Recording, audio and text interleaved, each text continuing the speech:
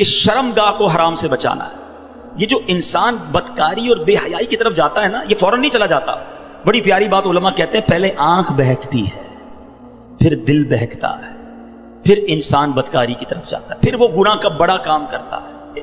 کہ تنہائی کے گناہ سے بچنا یہ بڑی کمال کی بات ہے، اور یہ بڑے کہتے ہیں اللہ والوں کا طریقہ ہے. اللہ نصیب کر دے کہ جب گناہ کا موقع ہے، کوئی نہیں دیکھ رہا، اس وقت اے کاش دل پر یہ خیال جاں گزی ہو جائے کہ رب دیکھ رہا ہے.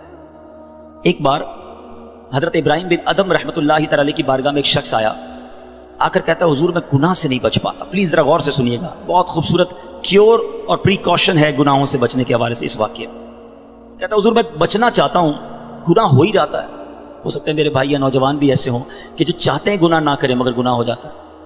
حضرت ابراہیم بن ادم نے کہا اچھا ایسا کرو، گناہ کرنا چاہتے ہو؟ کہتا ہاں بچ نہیں پاتا، مجھے کرنا پڑتا ہے گناہ. کہا ٹھیک ہے، اب جب بھی تمہارا گناہ کرنے کا جی چاہے نا تو اللہ کا رزق کھانا چھوڑ دینا. کہتا حضور یہ کیسے پاسبل ہے؟ دنیا میں جو کچھ ہے وہ اللہ نے عطا کیا، اس کے بغیر تو جی نہیں سکوں گا. کہا اچھا اب گناہ کرنے کا جی چاہے تو ٹھیک ہے گناہ کر لینا، مگر ایسی جگہ جا کے کرنا جہاں اللہ نہ دیکھ رہا ہو.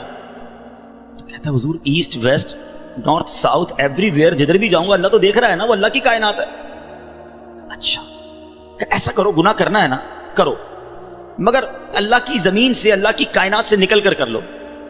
تو کہتا ہے میں اس کی ملک اور اس کی ملکیت والی جگہ سے بھی باہر نہیں جا سکتا.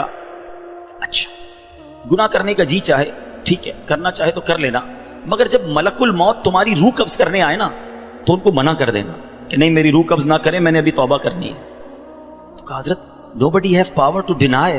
کون ہے جو ملک الموت کو منع کر سکے گا کہ میری روح قبض نہ کرو؟ جو وقت ہے وہ تو آ کر رہے گا. فرمایا اچھا پھر ایسا کرو گناہ جتنے کرنے کر لو، مگر قیامت کے دن جب فرشتے تمہیں جہنم کی طرف لے جانے لگے نا تو ان کو منع کر دینا کہ نہیں میں نہیں جاتا. کہا حضرت یہ کس کے پاس پاور ہے؟ وہ تو گھسیٹتے ہوئے جہنم میں لے جائیں گے، وہاں تو جو حکم ہو گیا اس پر عمل ہوگا. اب حضرت ابراہیم بن ادم نے پہلے کہتے ہیں نا مقدمہ، ایک آپ کہتے ہیں نا پہلے جزیات جمع کیے، باقاعدہ اس کا مائنڈ سیٹ بنایا، اب اسے خوبصورت سمری بیان کی. فرماتے بیٹا ایک بات سنو، تم اللہ کا رزق کھانا چھوڑ نہیں سکتے، اللہ کے ملک سے باہر جا نہیں سکتے، مرنے سے پہلے ملک الموت آئے تو ان کو منع نہیں کر سکتے، جہنم کے فرشتے تمہیں عذاب کے لیے لے جائیں تو ان کو بھی روک نہیں سکتے. جب یہ سارے کام نہیں کر سکتے تو پھر ایک کام کر لو، گناہ کرنا ہی چھوڑ دو. پھر وہ بندہ زاروں کتار رونے لگا اور کہتا ہے حضرت میں وعدہ کرتا ہوں آج کے بعد گناہ نہیں کروں گا. اے میرے بھائیوں میرے نوجوانوں، میں بہت اچھی طرح جانتا ہوں، میں آپ کی لائف گزار چکا ہوں، میں بھی اسٹوڈنٹ رہا ہوں. یہ لائف بڑی ڈیفیکلٹ ہے، شیطان اس میں بڑا حملہ کرتا ہے، نفس بڑا حملہ کرتا ہے، گناہوں کی طرف بہت کھینچتا ہے. مگر یہ ولیوں کا شیوا ہے کہ وہ جوانی میں عبادت کرے.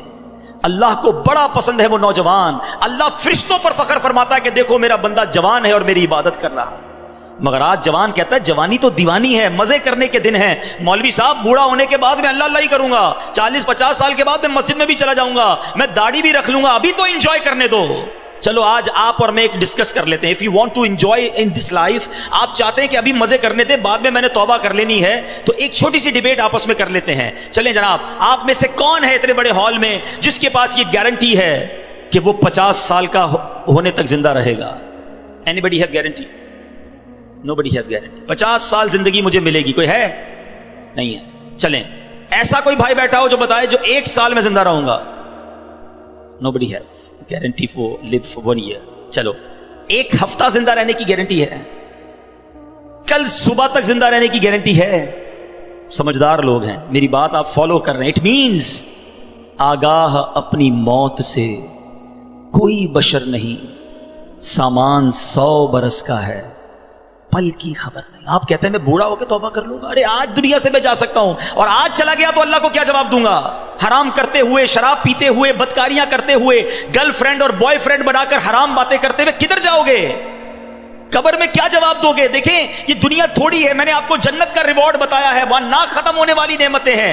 دنیا کی ایکسپائری ڈیٹ ہے. We have to go from this world. ہم سب نے دنیا سے جانا ہے، مگر جنت میں جو چلا گیا اسے موت نہیں آنی ہے. ہم فیہا خالدون. قرآن کا وعدہ ہے کہ ہمیشہ ہمیشہ جنت میں رہیں گے. تو کیوں نہ میں اس ریوارڈ کی تیاری کروں؟ یہاں نفس کہے گا تھوڑی دوستی کر لے، نفس کہے گا تھوڑی بری چیزیں دیکھ لے، انٹرنیٹ پر نئی فلم آئی ہے، فلاں جگہ کانسرٹ ہو رہا ہے، ارے سارے دوست نشہ کر رہے ہیں، تو بھی تھوڑے سے سپ لگا لے. آج اپنے آپ کو روکنا ہے، مجھے دنیا کی گندی شراب نہیں پینی، مجھے جنت کی پاکیزہ شراب پینی ہے.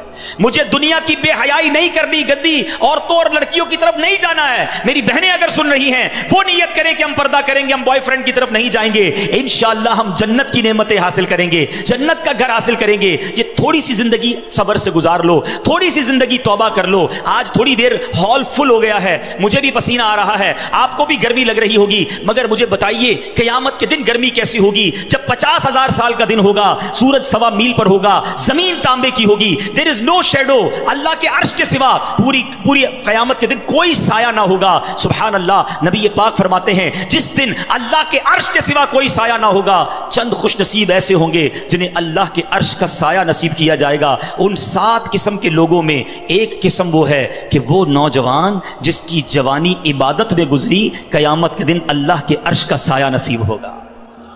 پلیز اپنی جوانی کو بچا لو.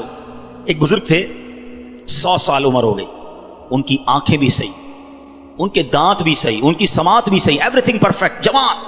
لوگوں نے کہا حضور 100 سال میں تو بندہ بستر سے لگ جاتا ہے, your every part of the body is perfect, یہ کیسے پاسبل ہے؟ کمال کا جواب دیا. کہتے ہیں میں نے جوانی میں اپنے in part of the body کو اللہ کی نافرمانی میں صرف نہیں کیا, بڑھاپے میں اللہ تعالیٰ نے میرے نازا کو سلامت کر رکھا ہے. آپ اچھا بڑھاپا گزارنا چاہتے ہیں نا تو پاکیزہ جوانی گزاریے, خدا را اپنے آپ کو بچائیے. اپنی شرمگاہ کی حفاظت کیسے ہوگی؟ جب آپ حرام دیکھنا بند کریں گے. سرما لگاتے ہوں گے آپ, ٹھیک ہے, سرما لگاتے وقت ہاتھ کانپتا ہے کہ یار تھوڑا سا احتیاط سے لگانا ہے, کہیں آنکھ میں سلائی نہ لگ جائے. اتنی نازک ہے میری اور آپ کی آنکھیں. موٹر سائیکل پر تو جاتے ہیں, کبھی کبھی کچرا آنکھ میں آ جائے, لال ہو جاتی, سرخ ہو جاتی آنکھ. ٹرائی ٹو انڈرسٹینڈ, اتنی نازک آنکھیں ہیں, اور ان آنکھوں کو جو حرام سے فل کر رہا ہے, روزانہ انٹرنیٹ پر نہ جانے کیا کیا دیکھ رہا ہے.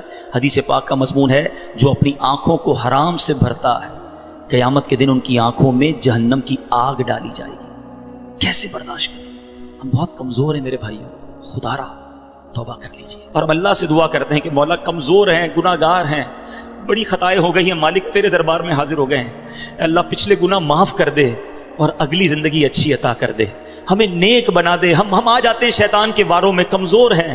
مالک تو طاقتور ہے, ہماری مدد کر, ہمیں حرام دیکھنے سے بچا, ہمیں حرام سننے سے بچا, ہمیں حرام بولنے سے بچا, ہمیں اپنی اعضاء کو حرام کاریوں سے بچانا نصیب فرما. اور جن خوش نصیبوں کو نبی پاک نے جنت کی گارنٹی دی ہے, اے اللہ ان خوش نصیبوں میں ہمیں بھی شامل فرما لے. یہ بدکاری کتنا برا گناہ ہے. یہ جو لوگ حرام کاری کی طرف جاتے ہیں تھوڑی سی انجوائمنٹ کے لیے, ایسے پروگرامز میں جانا جو آپ کا دل اس طرف لے جائیں حرام کاری کی طرف, ہمیں پہلے پریکاشن کرنی ہوگی کہ تاکہ ہم اس طرف نہ جائیں اور اپنے آپ کو بچا لیں. تو آج میرا میسج یہی ہے, آج میرا پیغام یہی ہے کہ خدا را اپنی زبان کی حفاظت کریں, اپنی آنکھوں کی حفاظت کریں, اپنی پاکیزگی کی حفاظت کریں, نہ جائیں حرام کاریوں کی طرف. اب اس میں بہت بڑا پرابلم پتہ ہے کیا ہے؟ یہ باتیں سن کر ہو سکتا ہے, I'm not sure کہ سب کا ذہن بن رہا ہو, مگر ایسے سعادت مند بھی ہوں گے جن کا یہ ذہن بن رہا ہوگا کہ یہ ٹھیک بات کر رہے ہیں, مجھے اکیلے قبر میں جانا ہے اور اپنی کرنی کا جواب اکیلے ہی دینا ہے.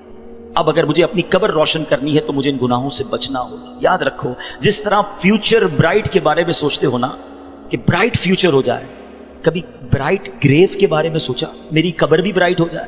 کیونکہ قبر 2 طرح کی ہوگی. There are only 2 types of graves. رسول اللہ صلی اللہ علیہ وسلم فرماتے ہیں قبر 2 طرح کی ہوتی ہے, حدیث پاک کا مضمون ہے, یا تو جنت کا باغ یا دوزخ کا گھڑا. Now it's up to you which type of grave you like to live. کتنے سال قیامت تک کے لیے اس قبر میں رہو گے اور کیسے رہو گے؟ جہنم کے گھڑے میں, سانپ اور بچھوؤں میں, یا جنت کے باغ میں؟ یہ آپ نے ڈیسائیڈ کرنا ہے. اب پرابلم کیا ہے کہ اس طرح کی سپیچز, اس طرح کے پروگرامز دل پر اثر کرتے ہیں, مگر جب یہاں سے فارغ ہوں گے تو وہی دوست ہیں, وہی گیدرنگ ہے. یار چھوڑو یار, مولوی صاحب تو ڈرانے والی باتیں کر رہے تھے, پھر چلتے ہیں انجوائے کرتے ہیں. اب بندہ کہ یار میں ذرا نماز پڑھنے جا رہا ہوں, ارے کیا مولوی ہو گیا ہے, بار بار نماز پڑھ رہا ہے. ایسے دوست جو ہے نا وہ ہمیں نیک نہیں بننے دیں گے.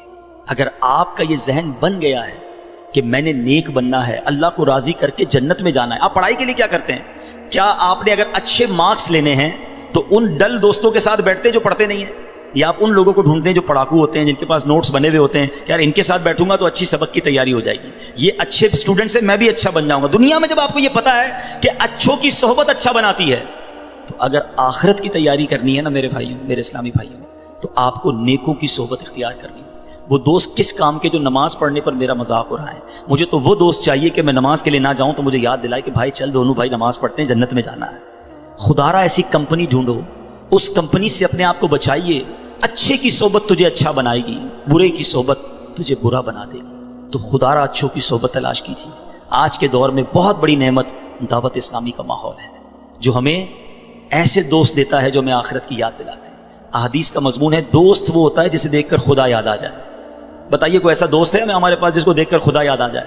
ہمارے دوستوں کو دیکھ کر تو سنیما یاد آتا ہے، کانسرٹ یاد آتا ہے، عجیب و غریب باتیں یاد آتی ہیں. ایسے دوست کس کام کے جو نہ دنیا میں میرے کام آئیں اور مرنے کے بعد میری قبر پر آ کر فاتحہ بھی نہ پڑھ سکیں. ہم نے دیکھا ہے کہ کسی کا جنازہ ہو تو دوست باہر کھڑے ہوتے ہیں، لوگ کہیں یار آپ جنازہ پڑھیں، کہتے ہیں یار ہمیں تو پڑھنا ہی نہیں آتا. ایسے دوست کس کام کے جو میرا جنازہ نہ پڑھ سکیں؟ اللہ کرے میرے ایسے دوست ہوں کہ مجھے سنت کے مطابق غسل دیں، کفن دیں، مجھے قبر میں اتاریں اور نمازیں پڑھ پڑھ کے مجھے ایصال ثواب کرتے رہیں. تو خدا را میرے میٹھے اسلامی بھائیوں، جس طرح دنیا کی ترقی کے لیے، دنیا کے ریوارڈ کے لیے آپ اسٹرگل کر رہے ہیں، جنت کے لیے بھی اسٹرگل شروع کر دیجئے. اچھی کمپنی اختیار کیجئے اور دعوت اسلامی کا ماحول آپ کے سامنے ہے. ہماری بکس پڑھنا شروع کر دیں، ویب سائٹ کو وزٹ کریں تو انشاءاللہ بہت کچھ سیکھنے والے بن جائیں گے. اللہ تعالیٰ مجھے اور آپ کو عمل کرنے کی توفیق عطا فرمائے. اپنی